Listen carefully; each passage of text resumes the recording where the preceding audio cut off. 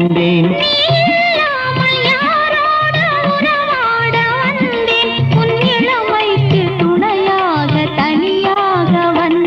நான் மலரோடு தனியாக ஏன் இங்கு நின்றேன்? என் மகாராணி உன்னை காண ஓடோடி வந்தேன்.